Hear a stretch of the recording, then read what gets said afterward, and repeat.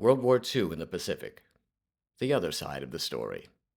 In 1945, my grandfather and many other sailors were cross-trained for combat as Marines. But at the time, no one knew why. Even today, few people know that the US was planning a massive land invasion of Japan as an alternative to dropping the atomic bomb. Of course, two bombs were dropped, and the war with Japan ended on September 2nd, 1945.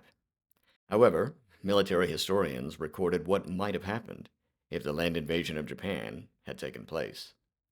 It would have involved a massive buildup of American forces in October 1945 for the invasion of Japan on November 1st. If such an invasion had taken place, casualties for Americans alone were estimated to be at least 1 million, with several times that many Japanese deaths. And because the Japanese were preparing for this and had armed themselves to the teeth, this land invasion was predicted to be the biggest bloodbath in the history of warfare.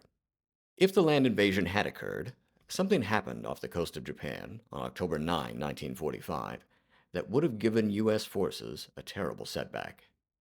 The worst typhoon in naval history hit Japan right in the area where the U.S. would have been gathering its forces. That typhoon would have devastated the American fleet, and that would have put new resolve into the fanatically nationalistic Japanese. Now, to understand the significance of such a typhoon occurring where and when it did, we go back to the year 1281, when the Mongol fleet, under Kublai Khan, brought 140,000 warriors and ships to attack Japan. Defeat seemed inevitable for Japan, so the emperor directed the entire nation to be on its knees, imploring the gods of the Shinto religion to save them from disaster. Just as the Mongol fleet arrived, a huge typhoon hit, devastating the Mongol ships, and the attack was averted. The joyous Japanese named the typhoon Kamikaze, or Divine Wind, believing that their gods had delivered them from the Mongols. The Japanese would have considered the October 9, 1945 typhoon another Divine Wind.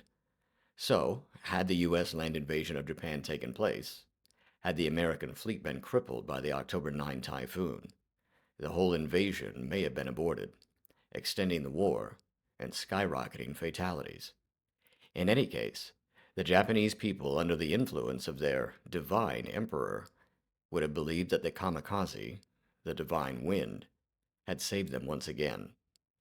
And every soldier, every citizen, would have fought house to house to the death, believing that the divine wind was a sign that they would ultimately prevail. So many Japanese and Americans would have perished, possibly even my own grandfather, which means that many of us in our family wouldn't be here today. My grandfather passed this information on to my mother, who passed it on to me. He served in World War II on aircraft carriers and throughout his 24-year naval career. He also served in the Korean and Vietnam Wars. And just to be sure, we looked this information up on several military history sites and confirmed that my grandfather's account is indeed accurate.